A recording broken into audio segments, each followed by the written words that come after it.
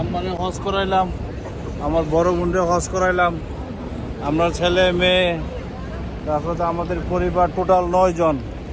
আলহামদুলিল্লাহ আমরা হজ সম্পূর্ণ করেছি, অনেক ভালো লাগতেছে। এখন ঘুরে ঘুরে পরিদর্শন করতেছি বিভিন্ন স্থাপনা, তারপরে আমাদের নবীজির আর বিভিন্ন সাহাবিগণদের বাড়ি, বিভিন্ন ইম্পর্টেন্ট জিনিসগুলো আমরা দেখতেছি। এখন ঘুরে ঘুরে দেখতেছি কোথায় কোনটা কী ছিল, কোন জায়গায় কার বাড়ি ছিল, মা ফাতেমা, তারপরে হযরত আবু বকর সিদ্দিক রাহমাতুল্লাহ আলাইহি, বিভিন্ন জনের বাড়ি বা বিভিন্ন জনের কোথায় ছিল সবগুলো আমরা দেখতেছি এখন।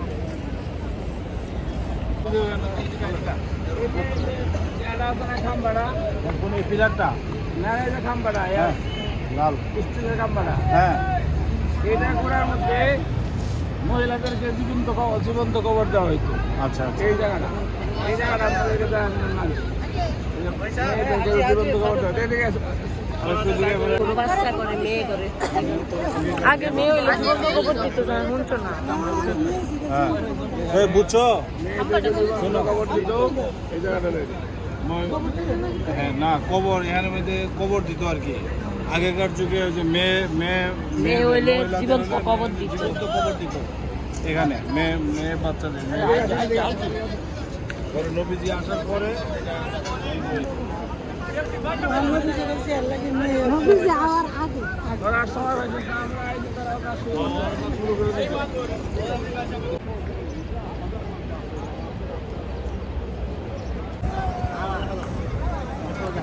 আশিতলা বিল্ডিং, ওয়াচ টাওয়ার, বিশাল। আলহামদুলিল্লাহ, এই যে আল্লাহর ঘরের ঠিক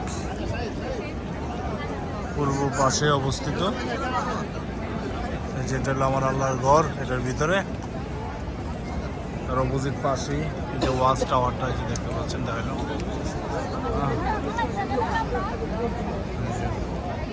চতুর্পাশের ভিতরে দেখা যাচ্ছে।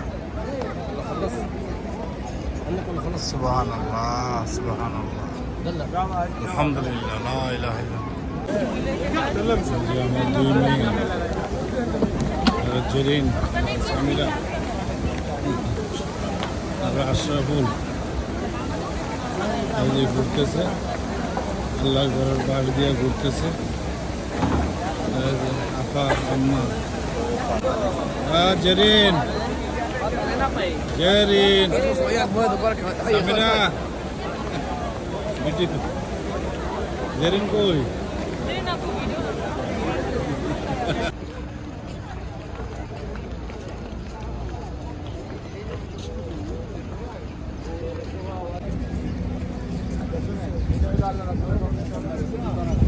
আসসালামু আলাইকুম। হ্যাঁ, এটা আমাদের নবীজির বাড়ি। আচ্ছা আচ্ছা, এটা হলো নবীজির জন্মস্থান বাড়ি। হ্যাঁ, এখান থেকে উনি ওই যে আজান দিত, বেলাল আর মসজিদে আজান দিত, নবীজি এখান থেকে এই যে কাবা শরীফে যাইত। জানাতে গেছে যখন মানে উনি মক্কা থাকতে আজান দিত, তখন তো নবীজি এখান থেকে গিয়ে সেটা কাবা শরীফে নামাজ পড়ছে। কতটা বোঝেন নাই? এখানে আর মা ফাতেমার বাড়িটা এখানে নাই?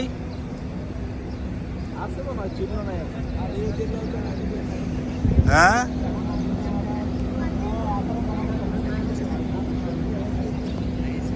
সুবহানাল্লাহ, এটা আমার নবীজির জন্মস্থান।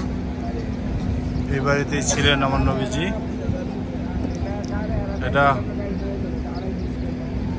কত সুন্দর করে রাখছে এখানে। এটার ভিতরে প্রবেশ করা নিষেধ, ভিতরে প্রবেশ করা নিষেধ। এখান থেকে এই যে আমার আল্লাহর ঘর, এই যে কাবা শরীফ, এই যে সামনে।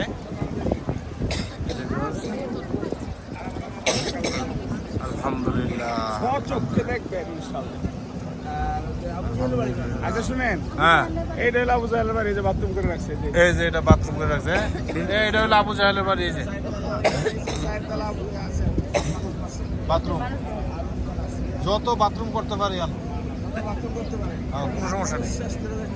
হ্যাঁ যত আক্রোশ আছে হ্যাঁ শেষ করে দেবে না। এই যে আবু জাহেলের বাড়ি, আমার নবীজিরে অনেক কষ্ট দিছে।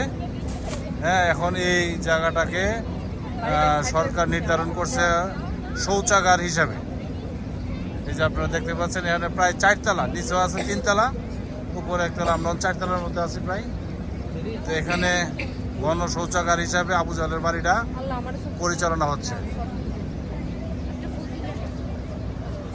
আচ্ছা, ওই যে আপনারা শুনছেন না হুম, যে চন্দ্র দ্বিখণ্ডিত হয়েছিল, হয়েছিল। এটা হলো এই পাহাড়, এই পাহাড়টার নাম হলো জাবালে আবি কুবাইস। এটা এই পাহাড়টা। পাহাড়টার নাম হলো জাবালে আবি কুবাইস। এই পাহাড়ের এই পাশে দাঁড়ায় আল্লাহ রাসূল হ্যাঁ এই শাহাদাতের যে ইশারাটি ছিল, চন্দ্ররা 2 খণ্ড হয়ে পড়ে গেছিল। এটা হলো সেই জাবালে আবি কুবাইস। ও। এখানে আরেকটা ঘটনা আছে। আচ্ছা মক্কার কাফেররা আল্লাহ রাসূলের উপর অসন্তুষ্ট হইয়া হ্যাঁ এই পাহাড়ের গুহায় আল্লাহ রাসূলকে 3 বছর যে আটকায় রাখছিল, হ্যাঁ। এটা হলো সেই আবু জাবালে আবি কুবাইস। ও ঠিক আছে? আচ্ছা আচ্ছা আচ্ছা। এই সেই পাহাড়, এক জায়গায় দাঁড়ায় এই পাহাড় থেকে দাঁড়া আমার নবীজি চন্দ্রকে বলছিল 2 খণ্ড করার জন্য। এই পাহাড় থেকে সেই চন্দ্র 2 খণ্ড হয়ে গেছিল। আপু হ্যাঁ বহেন। ভিডিওটা করুন। সেলফি না আসা অবরুদ্ধ অবস্থায় 3 বছর সুবহানাল্লাহ সুবহানাল্লাহ। এরপরে আল্লাহ রাসূল যে জায়গায় দাঁড়ায়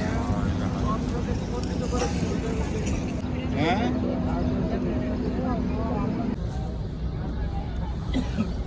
ওয়াচ টাওয়ার 120 তলা, কত সুন্দর। মক্কা নগরীতে অবস্থিত ওয়াচ টাওয়ার, আমার আল্লাহর ঘরের একদম নিকটে এই ওয়াচ টাওয়ারটা অবস্থিত। এটা 120 তলা বিল্ডিং।